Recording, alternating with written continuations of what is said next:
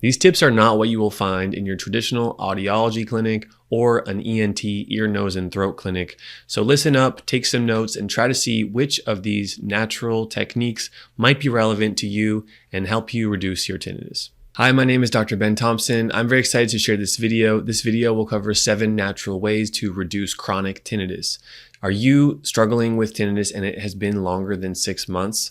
Try some of the techniques described in this video because I made this list after working with over 300 patients on telehealth, helping them with their tinnitus, taking a deep dive into the online research of what has helped patients, and expanding outside of the traditional research also into real-world case studies and success stories that I found online. I'm a doctor of audiology based in California, and hopefully this video will provide some help and value to you. Let's start with number 1.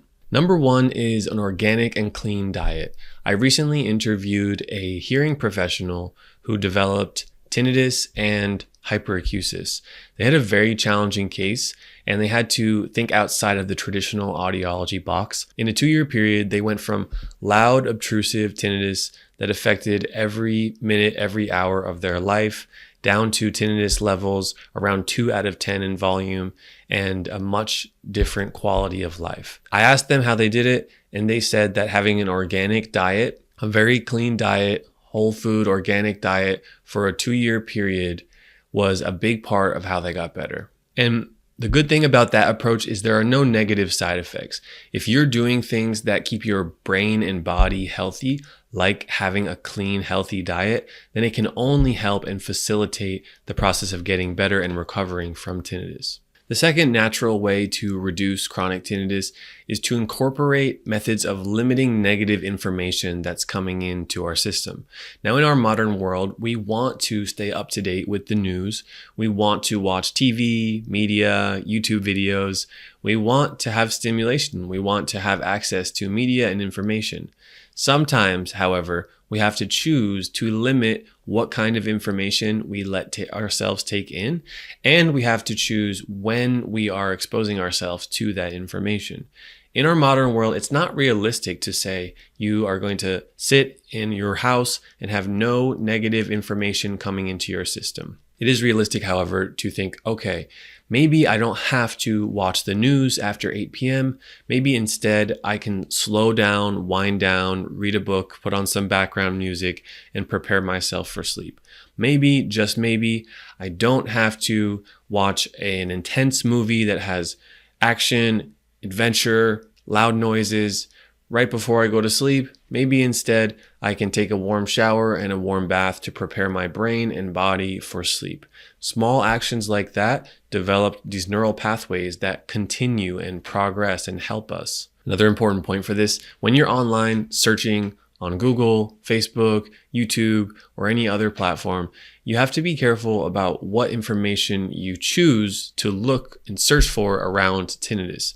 If you are searching for tinnitus cures, if you are on the Tinnitus Talk forum reading thousands of comments, that's going to put it front and center in your brain that tinnitus is important, and it deepens a potential negative reaction and negative experience you have with it. So be mindful about how you're spending your time and what kind of negative information you may be putting yourself around. We advise to be around positive information, supportive information, success stories, and the like. Number 3 on this list is yin yoga. What is yoga? In our world, in the Western world, yoga refers to body postures that you make on a yoga mat or on the ground. Yin yoga is a very restorative type of yoga that activates and accesses the healthy part of the nervous system called the parasympathetic response. When your brain and body is in the parasympathetic state, it feels at ease, calm, relaxed, and in control. When we have prolonged states in the parasympathetic response, that sends messages to the areas of our brain that are responsible for the sustained activation of tinnitus. It sends a message, we are calm, we are safe, we are grounded, we are at ease. The brain starts to learn, starts to be shown over time that the tinnitus sound is not a threat. It's not going to hurt us, and we're able to be safe and calm and relaxed and at ease for prolonged periods of time. Try yin yoga. I've had patients tell me that it was a game changer for them. This is something that is natural, something that has no negative side effects, and something that you may have never tried before. So keep an open mind.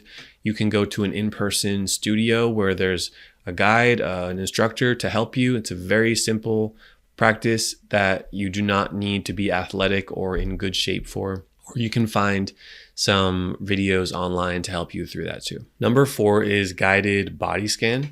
If you lay on the ground or on a yoga mat and you slowly bring your awareness, your concentration through the different sections of your body, feeling for sensations, feeling for heat, feeling for tightness, and you're breathing during that process with your eyes closed, laying down on the floor, then you're doing a guided body scan. For most people, they have never heard about this.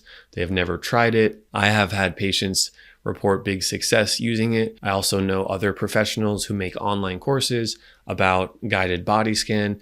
You do not need one specifically for tinnitus. If you're looking to take the first step and understand what is a guided body scan and how can it help you, I would advise reading the book Mindfulness-Based Stress Reduction or listening to the audiobook Mindfulness-Based Stress Reduction. The book title is called Full Catastrophe Living by Jon Kabat-Zinn. It's a book about how to practice mindfulness using guided body scan and meditation. Number 5 on this list is guided breathing exercises.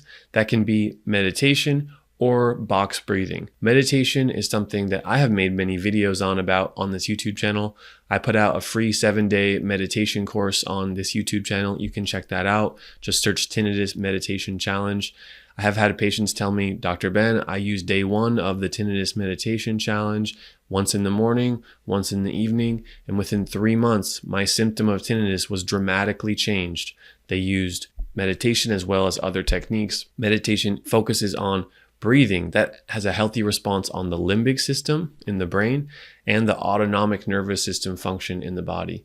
So this helps managing the anxiety in the moment, and it's also showing the brain and the system over time that we do not have to be so reactive to the tinnitus, and that helps. Box breathing is something that is recommended to manage anxiety, and it typically focuses on longer exhales and nice inhales. When your exhales are longer than your inhales, it helps calm us, it helps regulate us. Number 6 on this list is somewhat controversial. It is intermittent fasting. Now, intermittent fasting is not controversial in itself. It has health benefits and it's known to help different health conditions. But the research for intermittent fasting on tinnitus specifically is not so well completed. And because of that, I cannot strongly endorse intermittent fasting. However, there are anecdotal reports of people using intermittent fasting and helping them regulate their tinnitus and bring the levels down. So because of that, I advise you to speak to a nutritionist, a registered dietitian, or a health coach that specializes in nutrition, because they will be the ones who can tell you if it's a right idea for you to consider that. This is not something I'm recommending to most patients, and I advise you to speak to your doctor if you're curious about fasting and its effects on tinnitus. Number 7 is a body-based approach, and you can consider massage, craniosacral massage, or standard muscle massage on a weekly or bi-weekly basis. I do recommend this because it helps calm the system. It helps us get out of anxiety loops, and it's calming and relaxing the autonomic nervous system, which does have a part in the sustained activation of tinnitus. Those are the 7 natural ways to improve chronic tinnitus.